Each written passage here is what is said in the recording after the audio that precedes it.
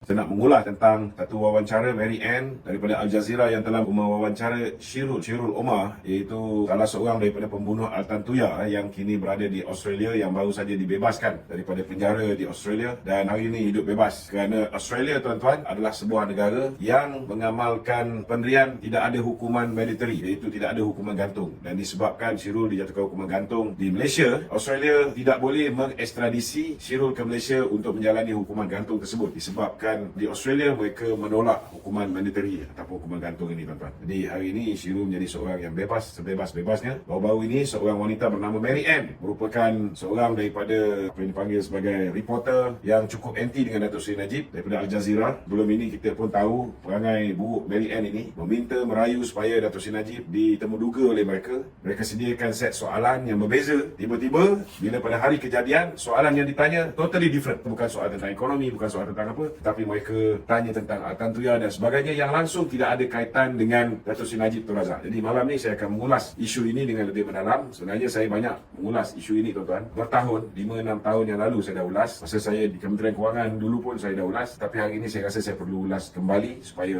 kita dapat refresh bagi kawan-kawan kita yang mungkin tak pernah dengar. Mereka juga boleh mendengar tentang apa yang berlaku dalam kes Al-Tantuya yang melibatkan nama Datuk Seri Najib dihelit oleh mereka-mereka yang tidak bertanggungjawab ni, tuan-tuan. Saya tak anggap ni satu pembongkaran, ini satu penipuan. Kerana Shirul pernah mengeluarkan kenyataan mengatakan Datuk Seri Najib tak terlibat, dan ketika beliau mengeluarkan kenyataan itu, beliau berada di Australia. Beliau berada jauh selamat daripada sebarang ancaman dan sebagainya. Sebenarnya ceritanya berpunca daripada penglibatan Razak Baginda dengan Al-Tantuya. Bila mana isu hubungan Razak Baginda dengan Al-Tantuya terdedah, pada ketika itu sudah pastilah Razak Baginda yang merupakan penulis ucapan Datuk Seri Najib, antara orang yang Datuk Seri Najib percaya. Ini peluang pihak pembangkang pada ketika itu untuk mengaitkan Datuk Seri Najib dengan pembunuhan Al-Tantuya. Tetapi beberapa fakta yang saya nak ramai perlu tahu. Fitnah yang dibuat dilemparkan ke atas Datuk Seri Najib mengatakan bahawa Datuk Seri Najib membunuh Al-Tantuya ni kerana kononnya Datuk Seri Najib tidak mahu membayar komisen yang sepatutnya diperolehi oleh Al-Tantuya disebabkan deal untuk pembelian skopen, di mana kononnya Al-Tantuya ni adalah merupakan penterjemah. Terjemah ni jurubahasa ataupun interpreter. Pertama sekali, saya nak beritahu perjanjian pembelian skopen tu berlaku sebelum Razak Baginda berjumpa dengan Al-Tantuya. Keduanya, saya nak beritahu bahawa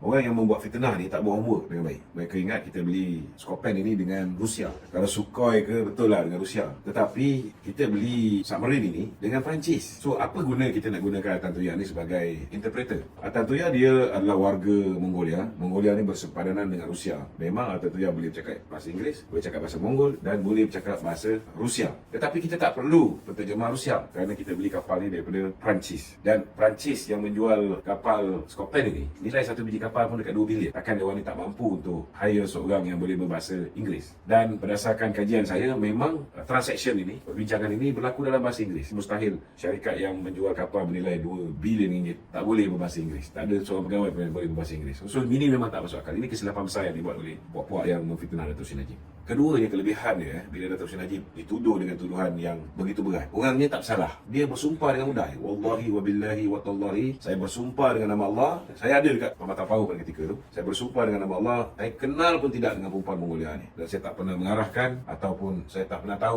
tentang pembunuhan Al-Tantuya. Dia buat sumpah ni beberapa kali dan yang terakhir, dia melafazkan sumpah ni di Masjid Kampung Baru. Itu bila mana sekali lagi ada pihak yang menuduh beliau dan beliau mengambil keputusan untuk melafazkan sumpah itu di Masjid Kampung Baru. So, ini apa yang berlaku.